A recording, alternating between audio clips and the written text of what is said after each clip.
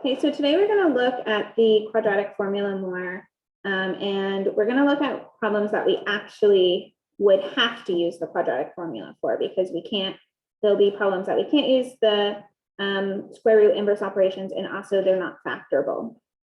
So when I go to solve, I see that I have more than one variable term, so I need to get it set equal to 0. Whether I factor or use the quadratic formula, I have to start there. And because factoring, I think, is a little faster, we should always try to factor it and see what happens.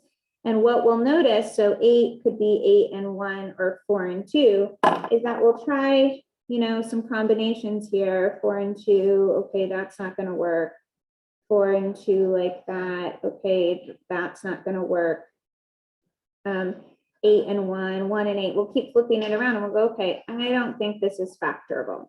And in a minute, we'll talk about how can I kind of confirm to myself that it's not factorable. So if it's not factorable, well, I still need to solve the quadratic. So then I move to the quadratic formula and I say, okay, A is 2, B is -3, and C is -8.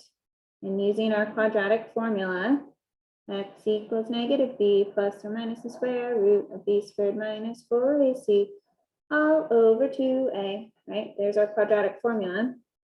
And substituting in -3, it's going to give me +3 plus or minus. So same as we were doing in our last notes. B squared, again, if I have a negative squared, it's still going to be a positive number. Minus 4ac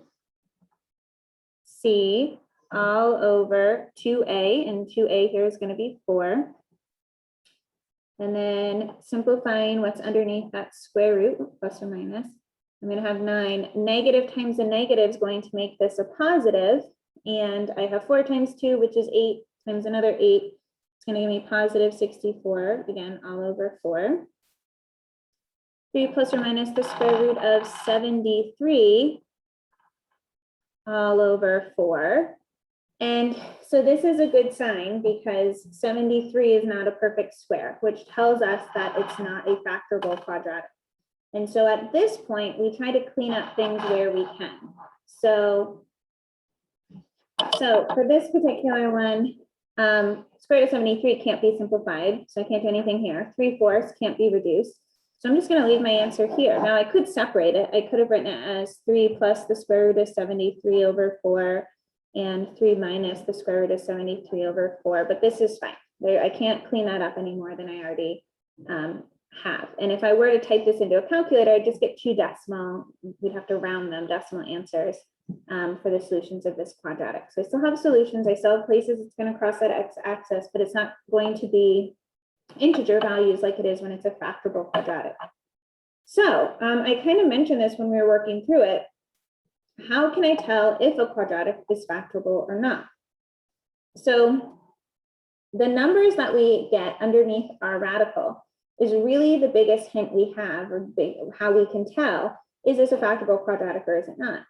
When we did b squared minus 4ac, and we got something that was not a perfect square, well, we knew it wasn't factorable. We knew we couldn't just have an integer here and add and subtract and get 2 pretty integer answers. So that's our key, and that b squared minus 4ac, which is what's underneath the radical in our quadratic formula. This is called the discriminant. And so we can tell if something is factorable or not looking at the discriminant. So b squared minus 4ac, if it's a perfect square number, then it's factorable. It's a factorable quadratic. If b squared minus 4ac is not a perfect square number, then I must use the quadratic formula. And so that's helpful to know, like on quizzes or tests, some of you have written, it's not factorable. Well, we can't just say it's not factorable just because we're not finding a combination that doesn't work. It's nice to have something to fall back on. And so we can look at this and be able to determine if it's a perfect square or not. So if I was trying to factor this and I was like, it's just not working, I could go over to the side and do b squared minus 4ac real quick. And I'd get 73 and I'd go, okay, not factorable. So I got to move to here. Okay, it's just a quick way to check ourselves. Now the discriminant also tells us other things. It tells us if we have, if I'm trying to separate this into another field, which isn't really what we're talking about right now, but when we go to graph or when we're in algebra 2, we look at the discriminant in another way, where if it's a positive number, then I have two real solutions. And we've talked about this a lot. So if I have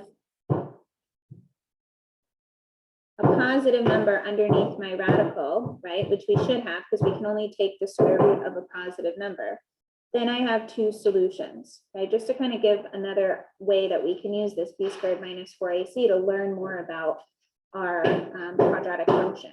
So knowing that my discriminant is 73, I know that I have two real solutions, that I'll have this quadratic will cross the x-axis in two locations. There'll be decimal locations, so that's okay. If it is 0, okay, underneath in my discriminant, then I have one real solution, which means my graph looks maybe like this, right? Where it just is hitting the graph, okay? And then last, if I have a negative, this is getting into algebra 2, then I have two imaginary solutions or no real solutions, which we talked about the other day, means the graph doesn't hit the x-axis at all. It's never crossing it. Okay, this is going beyond what we need right now with the discriminant, but also just kind of a preview and nice knowledge to have, right? So for us, if I'm trying to decide what method to use, the discriminant can help me. Because if b squared minus 4ac is a perfect square, then I should try to factor it. If it's not, then I shouldn't waste my time trying to find a combo for factoring that works, and I should just go to the quadratic formula. Okay. So what I'd like for you to do is just do A for right now. Okay, so I want you to pause and I want you to try plugging in A, B, and C into our quadratic formula.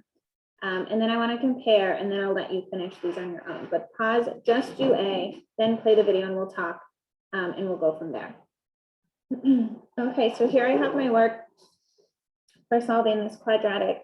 Again, we don't get a perfect square here, but we can simplify.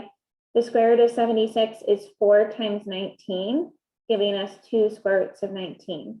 So for this, when we're doing the quadratic formula on this one, we can and we should simplify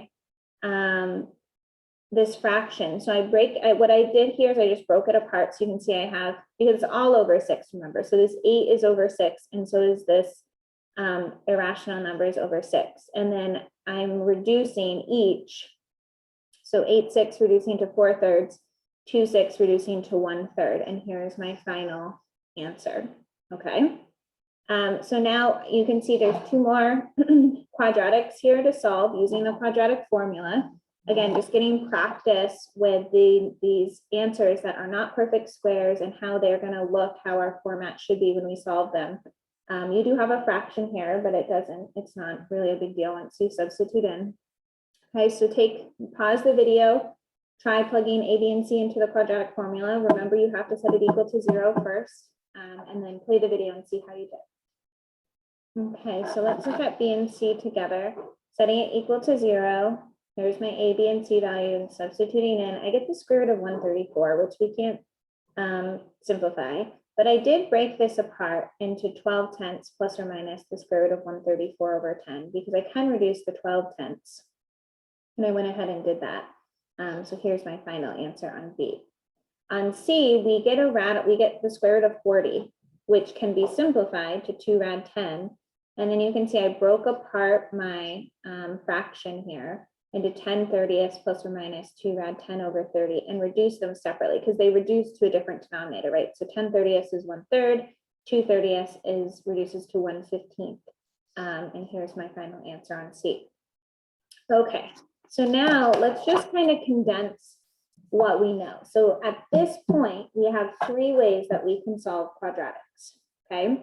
we have our square root method, which is really just about inverse operations.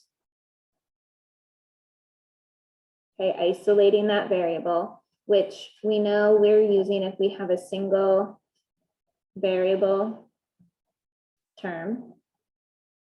Okay, and so problems that look like this, ax squared equals some number, or maybe it's x minus c squared equals some number. Okay, where I either have that parentheses squared or just the quadratic term and no linear term equal to some number. Factoring, we use when we have standard form quadratics, something like ax squared plus bx plus c equals 0. And so we set equal to 0 and solve. And we know that if b squared minus 4ac is a perfect square, then it is factorable. And so that's just kind of a helpful hint for us as we continue working on solving. Our quadratic formula, x equals negative b plus or minus the square root of b squared minus 4ac all over 2a, works for all quadratics, which is nice. Okay, factoring is only going to work for certain standard form quadratics. Square root method's only going to work if I have a single variable term. Quadratic formula is going to work no matter what. So even if it was something like this, where say b is 0, I could still do the quadratic formula and solve. So there are my 3 methods. When you do some work in the next couple of days, you're going to just work on strategically choosing which method would make the most sense to solve given that problem.